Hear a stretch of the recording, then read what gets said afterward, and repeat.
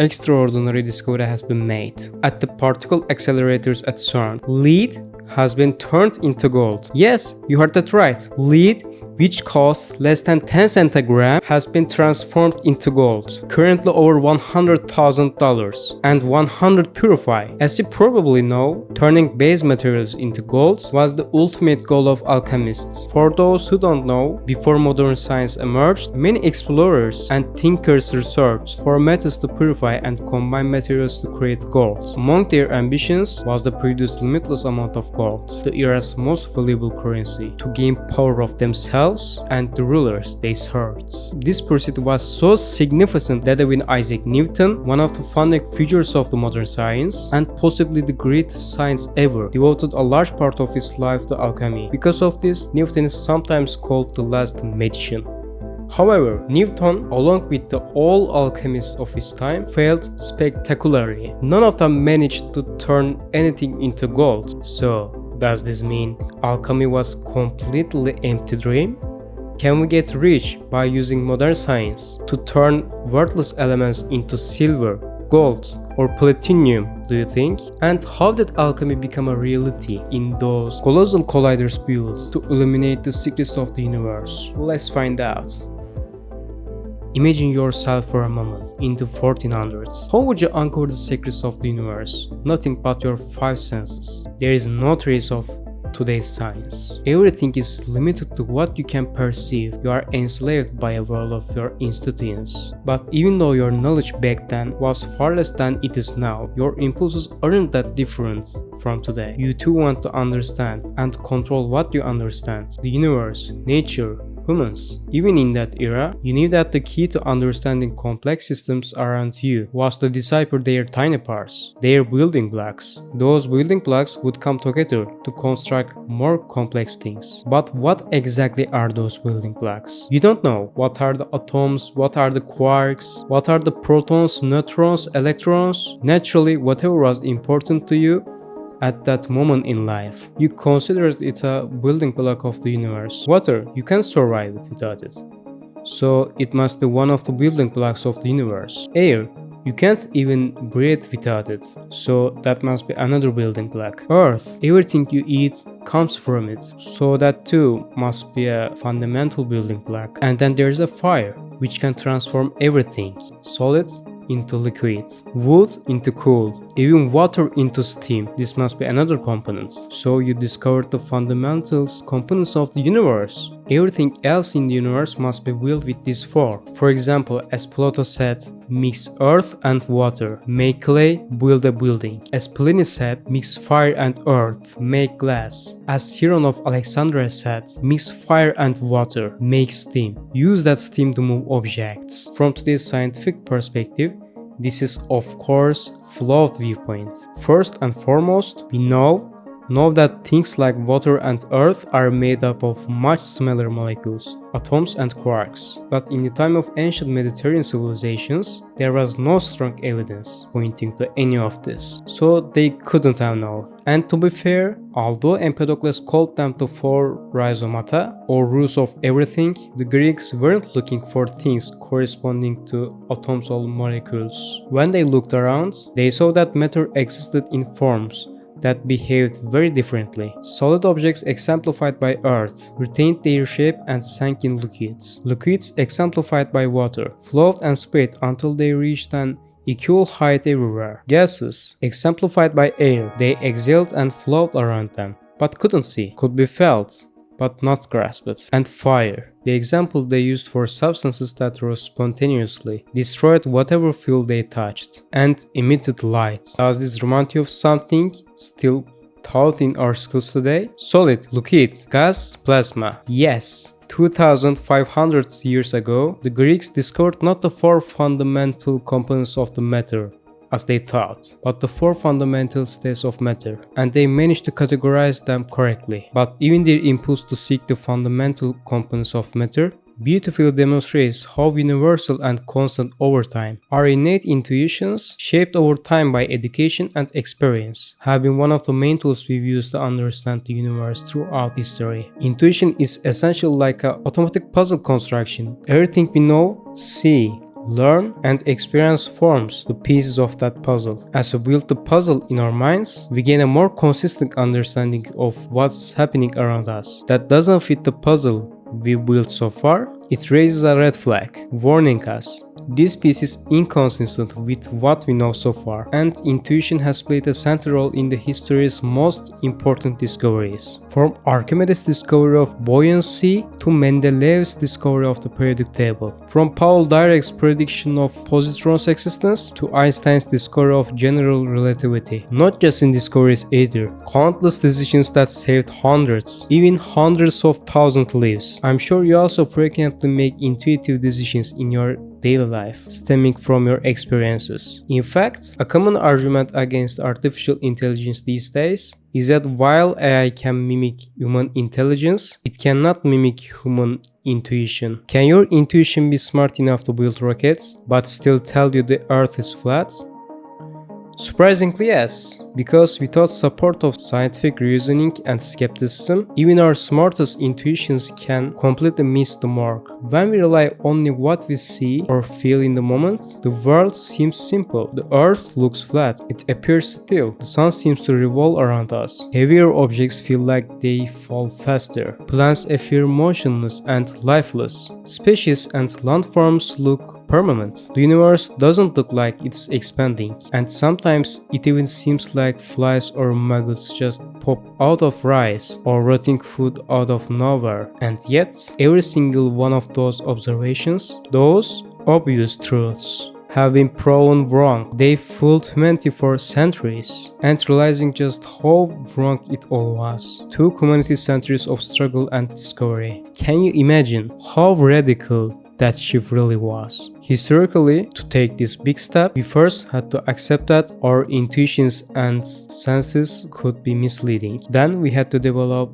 empiricism, which is more objective and based on measurements methods we call experiments, which could go beyond our misleading intuitions and senses. Finally, we had to accept that the results we reached through these measurements gave results much closer to objective reality than our intuitive reasoning. While these may seem obvious now, they were not easy steps historically. But humanity, we succeeded, at least in part, and how we built the civilization we have today. And so, alchemy, that pre-scientific occult belief system, actually emerged as part of this chain of developments. Interestingly, while alchemy is generally known for its efforts to turn lead into gold, its real purpose was far different and much more important. Alchemists sought the secret to immortality. This also made sense, both out of their intellectual curiosity and because it was the greatest desire of the kings they served. Finding immortality would mean eternal rule and wealth, and according to alchemists, the secret to immortality was a crystal called the Philosopher's Stone, which we all know thanks to Harry Potter series. However, this crystal was not something found naturally. It had to be produced. Alchemists called their efforts to synthesize this blessed crystal the magnum opus, or great work, which is exactly why artists' greatest work are called magnum opus even today. And according to alchemists, the way to achieve magnum opus was to synthesize the Philosopher's Stone by taking prima materia, the formless and singular substance they believed existed in everything, including mud and dark earth, and using Aristotle's four fundamental elements, namely fire, water, earth, no, not wood, air, mixing them in the right ways and amounts under laboratory conditions and subjecting them to a gradual and specific series of processes. By the way, the word chemia in the English word alchemy is, according to one view, derived from the Egyptian word chem, meaning dark fertile soil, around Nile River. Anyway, the most important step in this process was to transform the prima materia within the earth into what they called the tria prima, or three primes: mercury,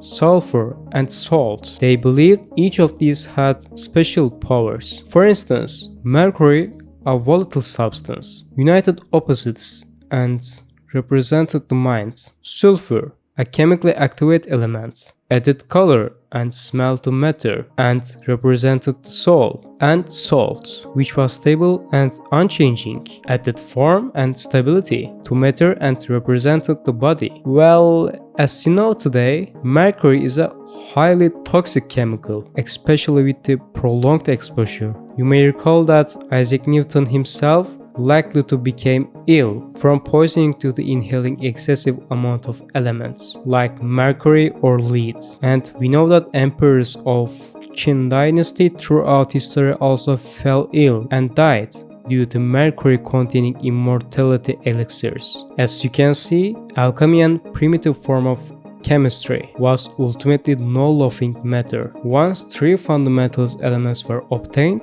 the next crucial phase began. Cryopia, the transformations of these three elements into gold, or what they often called the elixir of life. Interestingly, the alchemist's fascination with gold wasn't just about wealth. They believed that all matter was evolving towards a state of perfection, and gold, being the brightest, most enduring, most precious, and most flawless material they knew, symbolized the final stage of that journey. And alchemists believed that a very specific path had to be followed to reach gold. Nigrado, Albedro, Citrinitas, and Rubero. Don't worry, I'm not casting spells on you. These are the steps in the recipe, from fundamental trio to gold. Whatever chemical process was to be carried out, they believed that mixture had to pass through black, white, yellow, and red colors, respectively, and finally reach gold. Although these ideas sound random and absurd today, and to be honest, they really are, they played a very critical role in the development of the chemistry. For example, because of their obsession with these color changes, the metals they produced were later transformed into 7 critical steps, known as calcination,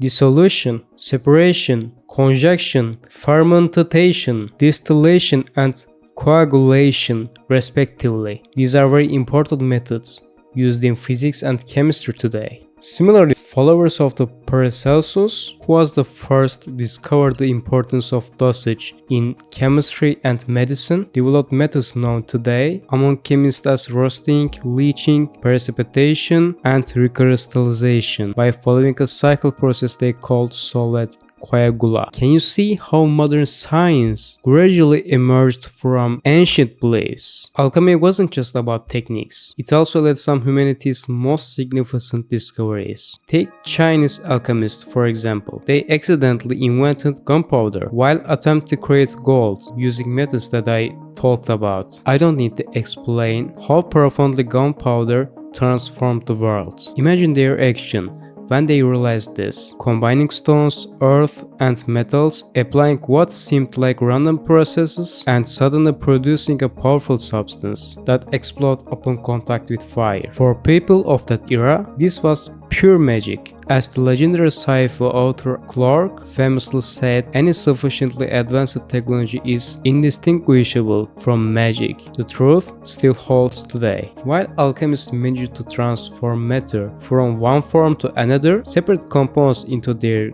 components, and create new components using different components, they never succeeded in transforming one element to another. Even if they had wanted to, they couldn't have, because their basic assumptions were flawed. Alchemists believed that what transformed elements into another were their physical properties and the chemical qualities that gave them those physical properties. They had to be believed this, because although they using cool sounding terms like prima materia or tria premia, they had no idea what the fundamental component of the matter, the atom, was. Today we know that what distinguishes gold from mercury or sulfur from oxygen isn't whether that substance is solid, liquid, or gas. It's not whether that substance is volatile or stable. It's how many protons the atoms that make up that substance have. Mercury is an element with 80 protons and gold has 79 protons. And as you might recall from high school chemistry, there is no physical or chemical way to change protons number. of the substance. But these are the processes that occur only with changes in the number of electrons around atoms or the configurations of atoms. None of these change atomic nucleus itself. Only and only nuclear reactions such as fission, fusion, and radioactive decay can transform atoms into one another by changing the number of subatomic particles like protons and neutrons in atomic nucleus. Therefore, the only way for mercury to turn into gold is to strip one proton from it, but this requires energy so immense that they could never be achieved, let alone in medieval laboratories, even in a modern ordinary laboratory. This realization ultimately shows us why the alchemists' dream of transformation elements could never come true. If they had been able to build a nuclear reactor or somehow create reactions similar to those in the sun within their ancient laboratories, yes, they could have turned mercury into gold and uranium into platinum. But the error in their fundamental assumptions led them to waste their lives for centuries chasing a wrong hypothesis. Of course, scientific curiosity, even when misguided, can pave the way for the interesting discoveries. But no matter how much you approach objectively wrong with science, belief, or anything else, you cannot make it right or true. Understanding this also becomes another turning point in human development and allowed us to add another layer on top of that: empiricism. That is the experimental method. If we have a hypothesis and we approach it critically and manage to falsify it, there is no point in stubbornly pursuing that wrong hypothesis anymore. Today, there are few alchemists left, but the mistake made by enthusiasts of occult belief system like magic or astrology precisely this. For example, according to Emerald Tablet, thought to have been written by Hermes Trismegistus and considered the sacred text of alchemy, one of the most fundamental tenets of alchemy was the belief that everything that happens in the heavens manifests exactly on earth. According to him, the human body was a microcosm, an imitation to universe microcosm. If the magnus opus was to succeed, they have to follow the movements of the stars and ignite the furnace, where the philosopher's stone would be synthesized at the right time and in the right way. Furthermore, according to Paracelsus, the movement of the planets affected functional organs in the human body, and the best way to treat the diseases was with the herbs sympathetically matched with the human body. Can you see how various pseudoscience types are connected? Of course, some of these have superficial, very limited kernels of truth, but because they are based on intuitive belief and cannot scientifically test these intuitions, they draw very large conclusions from erroneous associations. Science has long left these erroneous beliefs behind, but types like fortune tellers, astrologers, and naturopaths stubbornly continue to make this mistake. Anyway, a new study published recently reveals a brand new, yet equally absurd,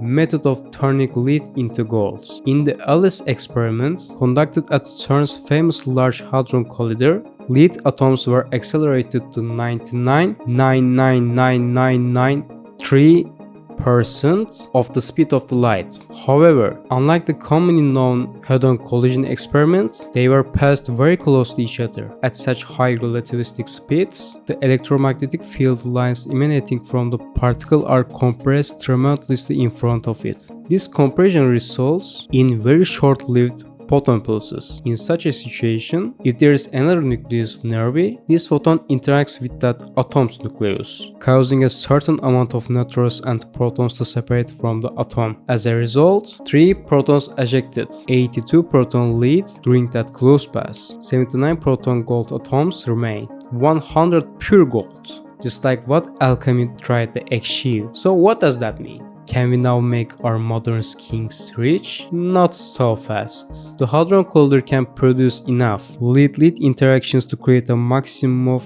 79,000 gold nuclei per second. And during the Collider's run, or second round of 3-year experiments between 2015 and 2018, a total of 86 billion gold nuclei were calculated to have been produced in experiments with gold production potential. While this may sound like very large number at first glance. If you consider it in terms of Avogadro's number, this is only 29 picograms. That's 130 billion of a gram. As you can see, is trillions times less than what's needed to make a single piece of jewelry. Furthermore, that tiny amount of gold doesn't accumulate on the floor of the hadron collider in a way you could pick up with your finger. After this gold produced, it unfortunately crashes into collider's walls at full speed, instantly separates into other particles like protons and neutrons, and disappears within a few nanoseconds. Finally, to perform these experiments is millions of times more than value of the gold produced. So alchemist dreams of wealth are once again deferred to another spring.